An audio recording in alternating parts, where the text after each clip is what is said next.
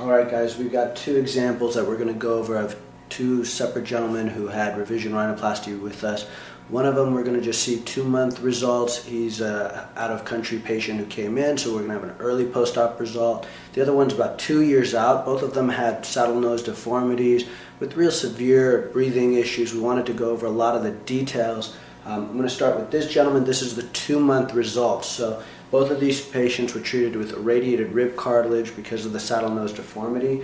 What we see in his frontal view is that he had a real wide base in front, a real inverted V deformity. You can get the sense that his nostrils look irregular. The tip itself was pinched, really pointy. He had real significant breathing issues. Even an early month, you can see that at the early 2-month phase he's a little wide, but all of those issues have already been dealt with. It's much more fitting. The notching has been corrected. The inverted V issue is all gone. When we get to his profile, what you see is why he looked the way he did on front view. You've got a real significant saddle nose. He had that notch. He was really blunted as well. The tip was rounded. It's a real super feminine look. What we really wanted to do is reestablish a nice, strong, straight bridge. You can see the same thing on the other side. It's one of the real wonderful things that irradiated rib cartilage can do for us. It gives us a nice, strong, straight piece that we can carve into the shape that we need, restore not only the aesthetic that we're trying to accomplish, but the breathing functions as well. You can see that we also got correction of the notching over here as well as that hang that he had.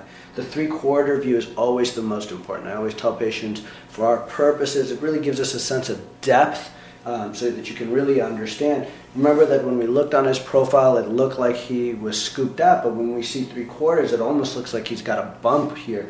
And again, that's not because he had a bump, but because of the width across the view.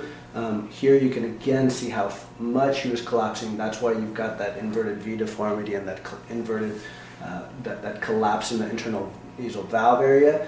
Again, he also had external collapse. That's where he was falling in here. Early on, really quickly, you can see just everything's been restored. There's a great early result. You can also see the same thing on his other side. Same issues.